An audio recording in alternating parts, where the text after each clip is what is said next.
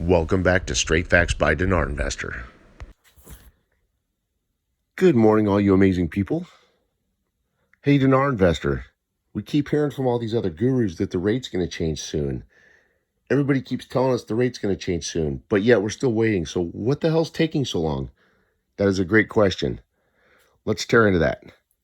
Let's go through all of the long-term facts. Let's review the long-term facts to show and see if we're even close to having the rate change soon. And let's get into the more current facts to see if the rate could change soon, if it looks like the rate's going to change in a sooner time frame, or if it's more set for a farther period, a little ways out. Let's get into all that. Let's look at what the long-term facts reveal to us. Let's look at what Iraq has done this entire year to know, are we tentatively close? What has Iraq done this whole year? January through June, Iraq was putting in place trade agreements and reconstruction agreements. What is that? That is Iraq setting the stage. Let me correct myself. That is Iraq setting the post-rate change stage for the country of Iraq by putting in trade and reconstruction agreements. That's Iraq setting the stage for the country after the rate change, because trade and reconstruction are post-rate change steps. Again, that was January through June. Okay. July to present. Starting in July, Kurdistan and Baghdad met and are still meeting. Okay, I actually saw an article yesterday that said they're going to have a final meeting next week. Again, so one article, just I think it was from yesterday. You know what? I'll find it and I'll try to put it at the end of this video. The article said that Kurdistan and Baghdad are having a final meeting next week, but remember, since July they've been discussing Article 140, the HCL. Okay, and we've seen more articles since July talking about 140 and the HCL than ever before. What does that mean? Well, Article 140 and HCL, guys, are post-rate change monies.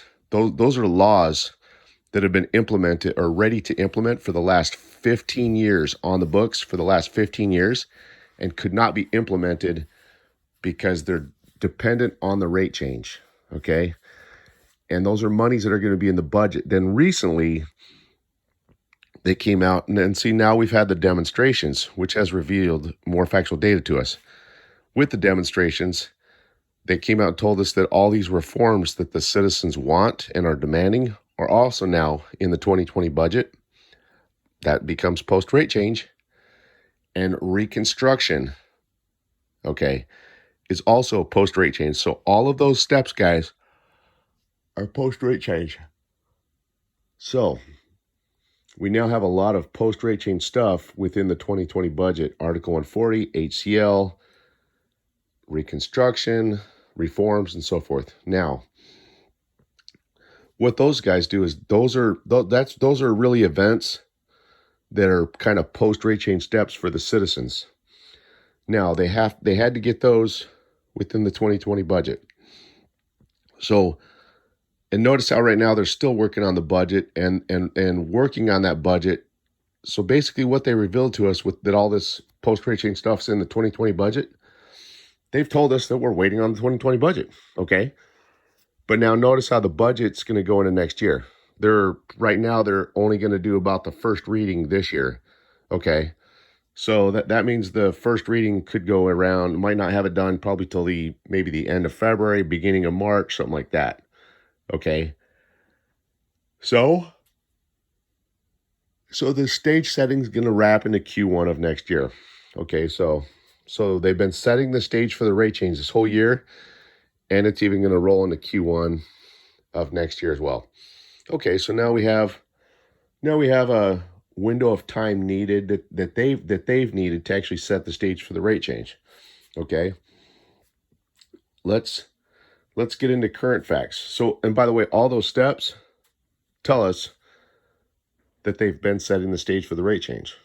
Okay, all right. Well, how do we know we're close though? So we know what they're setting the stage for the rate change, and this is the first time historically they've never done this. They've never done this before. How do we know we're close though? Or do the facts show us maybe we have a little time more needed to wait? Because right now, quite a few gurus keep saying we're really close. Are we really close, or do we need to wait a little bit? Let's see what the facts show. Okay. Again, current facts. Current facts show us what I just rattled off. We are waiting on the 2020 budget, and 2020 budget's going to go into Q1 of next year. Okay. So, yeah, a little time more isn't needed due to that, because all of these items that the demonstrators are demanding are within the 2020 budget, which factually tells us that yes, we are waiting for that 2020 budget. But guys, they're not going to have that budget done until probably February-ish, early March of next year. So yeah, no, that does mean that the rate change will not be happening tomorrow or next month. Okay, it means a little bit more time's needed.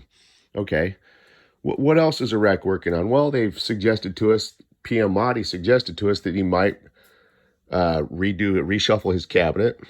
That may or may not happen. We don't know. We got to be careful with the political news. There's a lot of lies on the political side of the news, and that side doesn't really matter. We're not too concerned about that right now anyway.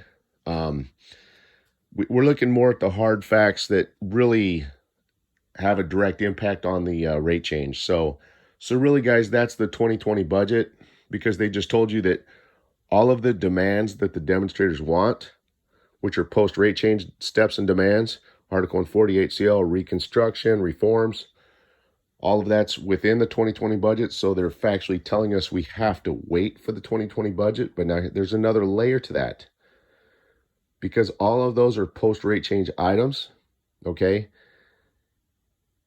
All of those items not only are waiting on the 2020 budget, they're also waiting on the rate change. So they've actually given you a time frame, or a time, kind of a chronological steps that you may not even realize were put right before you.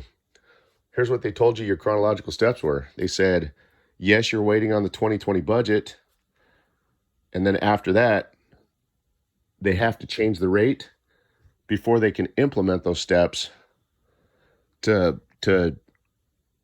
implement all of those items to satisfy the demonstrators' demand. So the chronological steps: change the rate first. I'm sorry, correction. Disregard that. Complete the 2020 budget, then change the rate, then implement the demonstrators' demands. That's how it has to happen. Okay, that's what they're telling you factually within the news. Okay, they have to do those steps. They have to complete the 2020 budget, then they can change the rate, then they can implement the demonstrators' demands. Okay, so that's where we're at, guys. That's what all the latest factual news is telling us. We do look amazing, but the factual news from a truth poll perspective tells us that a little bit more time is needed. Okay, it's not going to happen tomorrow, and it's not going to happen next month. Okay, and now keep in mind also, I know there's some opinions out there that do think that the rate needs to change at the beginning of the year. Historically, Iraq's never, in the last 30 years, they've actually never done a rate change at the beginning of a year. When I say beginning, I'm talking on January 1st.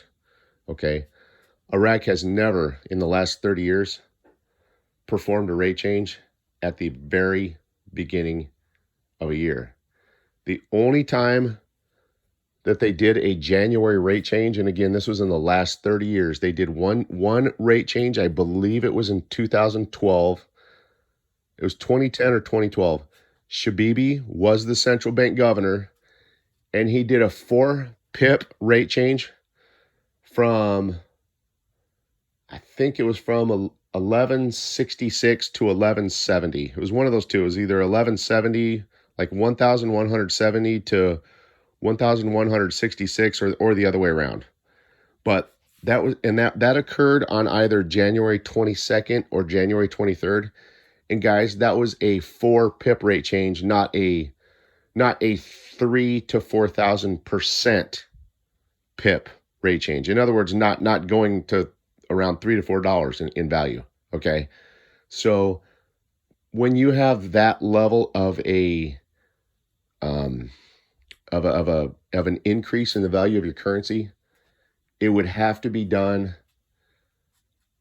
kind of close to the start of a brand new accounting period. That's why if you notice when Kuwait did theirs on March 24th of 91. That's because that's right near the end of Q1, and that allowed them to walk into Q2 with the new rate in hand. That's what I want to stress to you. And what I do, guys, is I show factual data. Okay, I bring you facts.